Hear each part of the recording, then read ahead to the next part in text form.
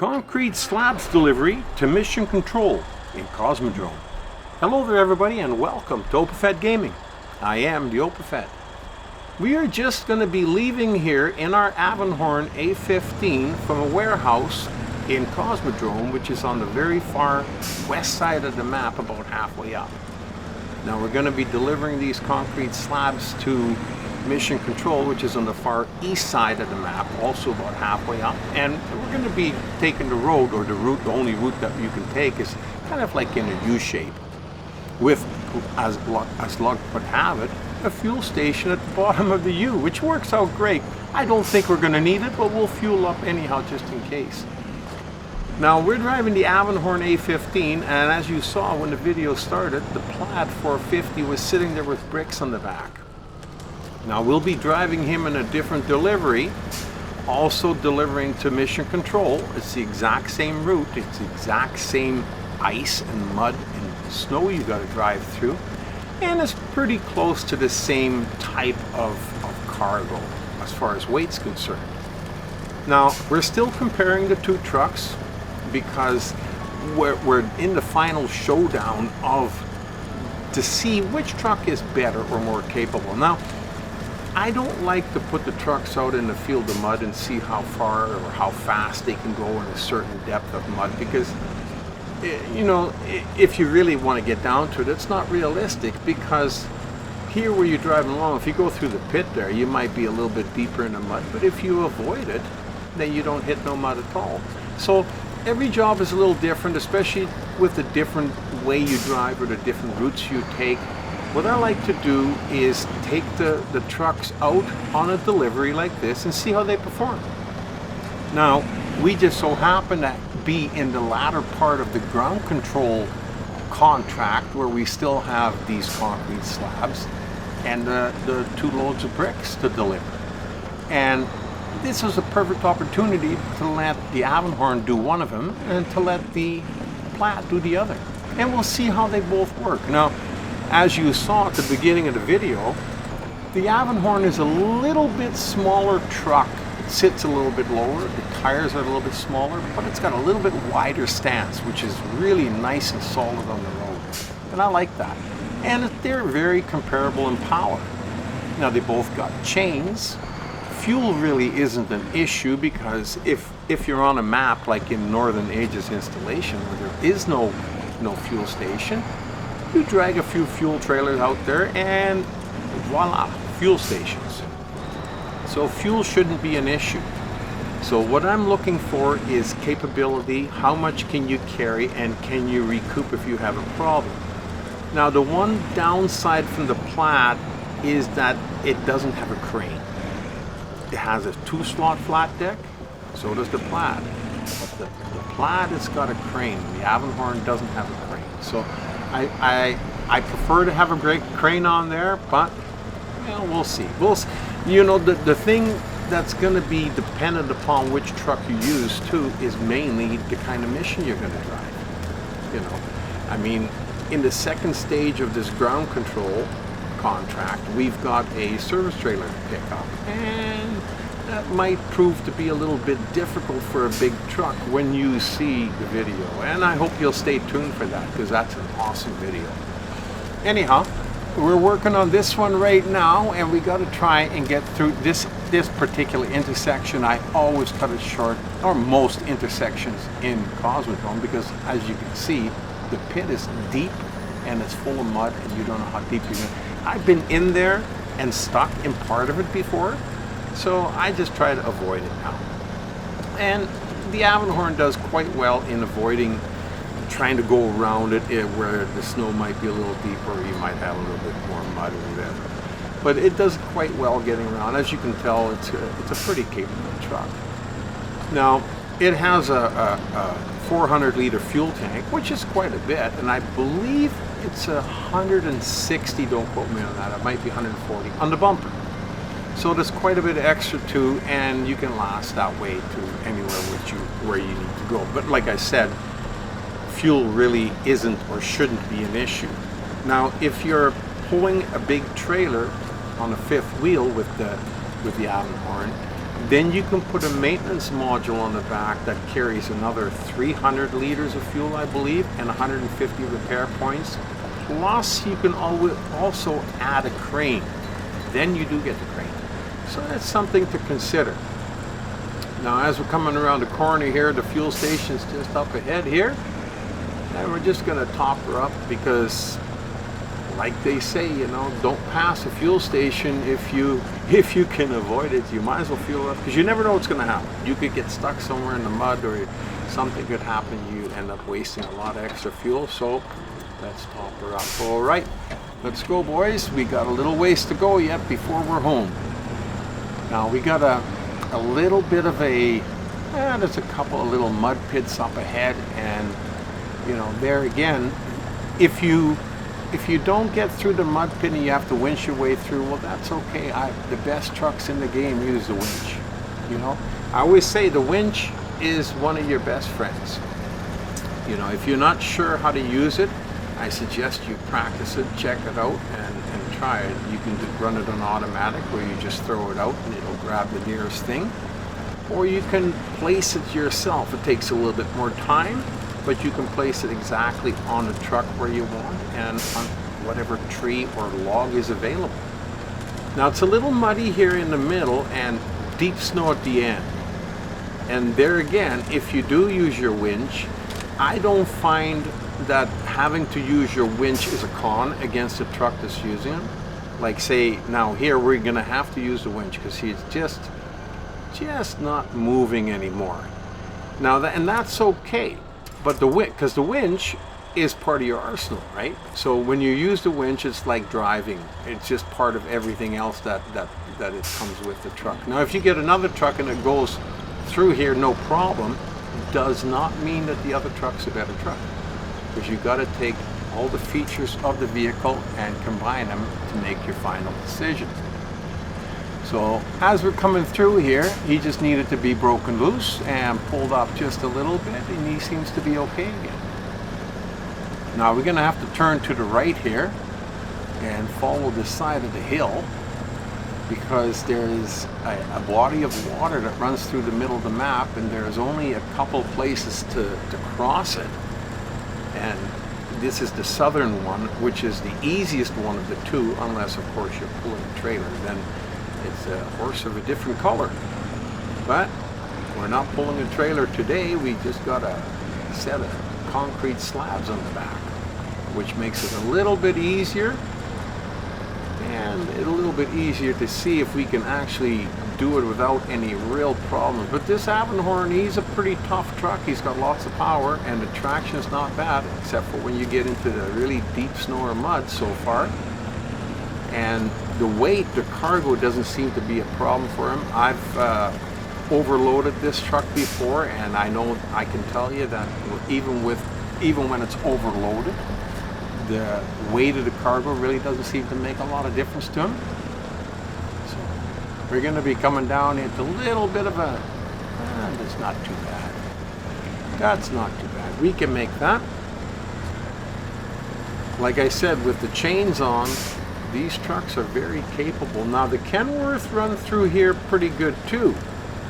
But the Kenworth, again, he has no chains, so be wary of a vehicle that has no chains when you're running it in a moor. Because I tell you, if it isn't snow, it's ice. And if it isn't snow or ice, it doesn't matter what you got underneath your truck, you're going to be in trouble. Now this here little patch of, I don't know what you want to call it, the end of a little creek or a little pond or a little collection of water is a little deep. And the Avenhorn seems to have a little bit of trouble here again too. It just doesn't seem to want to go. So, and sometimes when you're stuck, all you need is just to move your vehicle a little bit. You don't necessarily have to pull them forward, but if, like here, just pull the back end over a little bit, and the front end grabs again, and away you go again.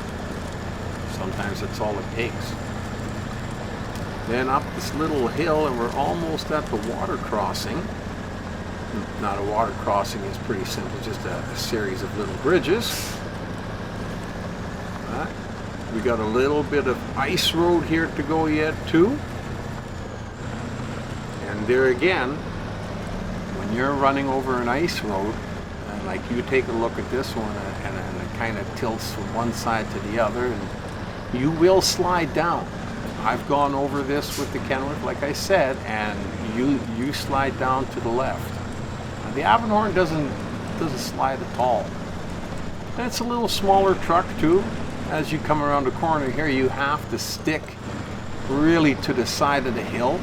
You got to be careful there, otherwise you will slide off. And there is not a very big path there. And like as you saw, the Plaid and the Avenhorn are both bigger trucks. Or sorry, the Plaid and the Kenworth are both bigger trucks than the Avenhorn. So they have a little bit of trouble in that narrow little piece on the side of the hill. But we still make out okay. And here we're coming up to the little church on the little island part, and then we're going to continue on over another bridge. We got one little one. As you can see, there's absolutely gorgeous graphics. There's ice everywhere. This is Cosmodrome is a map in Amur, and Amur has definitely, for me, been the hardest area to try and do. But the sense of accomplishment you get when you do such a difficult terrain is overwhelming. It's just fantastic. I mean, this was a long haul. And once we finish these concrete slabs and then a load of bricks and a service trailer, then it's time for the rocket to lift off at the Hab Hangar, which is up by the warehouse where we came from. Now, once onto this side of the map, there's a couple of mud pits like this one here, and I usually try to avoid them by keeping one set of tires in the snow, or I'd go over further if I could, but there wasn't really a lot of room there. So you always, if you can, and if it looks solid, always drive over a little bit. Don't go through the middle of the pit, because that way you still keep a little bit of traction. But in some of the areas along here, the big trees are a little further away. You might not be able to reach them with your winch, because the little ones, those little pines on either side, they do absolutely nothing. You hook onto them with a winch and you pull them and they fall over. They rip them right out of the ground, and they're good for nothing. So don't even bother with them. Now here's another little mud pit, and then there's one up ahead there. The one up ahead I've been stuck in before, and it wasn't a pleasant journey. It took a while to get out of there. I went straight through the middle. I didn't think it looked that bad. And good rule of thumb is if you see a mud hole, doesn't matter if it looks good or bad, if you can avoid it, avoid it. It's the best way to go about it. So as we come into the end of the road here, we're going to hang a left and go around the corner. We got a few more little swampy areas. Now, in some of these, it's only common sense. If you're going through a swampy area and everything looks bad, then the best thing to do is just to stay on the main tracks. Just stay where everybody else is driven, because there is a way to get through it, and that's usually the only way, rather than veering off the tracks and going beside it. So, and don't go too far beside it, Opafet, like I just said. You want to make sure you keep traction on those tires. Now, boy, what a nice truck to drive. Absolutely fantastic. I love driving this truck. It is definitely going to be used a lot more, even in the upcoming regions where we're going to go to. So, and I think that I will be keeping the Avenhorn and the Plaid and the Kenworth, and then the Zigzee 605R and a few other ones are going to be my main trucks that I'm going to be using. And we're going to see if we can add an Earth Roamer later on, or two, to our fleet for scouts, because at the moment all we've got that we use for scouts is the Tuz and the Yard. So we might want to add to that. Now, this is what I mean here. When you can go a little bit to one side, but I wouldn't go too far, because there's lots of logs and holes around that you can always winch yourself through if you get stuck. But I would hazard to guess that if you go too far to the left or right, because I've gone four-wheeling in this mess before and got horribly stuck, and I swore I would never go off-road here again. A little bit off track is okay. It seems to help, but then again, maybe it's just wishful thinking. I mean, we can always hope that what we're doing is the thing that's helping us the best. Anyhow, as we're coming up here, we're almost at mission control. Almost. Now we still got a little ways to go. Got to go back up into the hill again. I tell you, I don't know. The Avenhorn is a very, very capable truck. And like I said, other than the omission of a crane with the 2-slot flat deck, it's, I feel, as good as the Plaid or the Kenworth. If you've only got a 2-slot cargo to move, why would you use a truck with a 3-slot bed is what I would say. Especially when you're in an area where the turns are tight and the Kenworth has got such a long frame. That's where the Avenhorn, being a smaller truck, is more advantageous to you. So the crane part is the only thing. Now if you know you're not going to need the crane, not a problem. Then you can use the Avenhorn. So, and we're going to see in the next video what the Plaid's going to be like with the bricks, and we'll talk about the crane and the deck in that one. So, in the meantime, as we're coming around, I think the Avenhorn did quite well. We had going to have a successful delivery because the mission control is just around the corner here, and we're going to get it rebuilt and ready for liftoff with the rocket here fairly soon. I have been wondering what this building was, and now we know. I've gone by here a few times, and I've never needed to go in there, other than when I first discovered it. Never needed to go in there for any kind of mission until now. Now we know what it is. Absolutely awesome. I really enjoyed this delivery. It was a cool delivery, and like I said, in a few days we'll have the Plaid delivering the bricks out here. So I hope you'll join us for that. Now, I hope you got a few tips and tricks out of this video, and if you're just watching it for the fun, then I hope you enjoyed it. I love driving it, and I love sharing them with you, and I hope to see you guys back here again real soon. Until then, you've been driving in an Avenhorn A15 in Cosmodrome with me, the Opal Fan.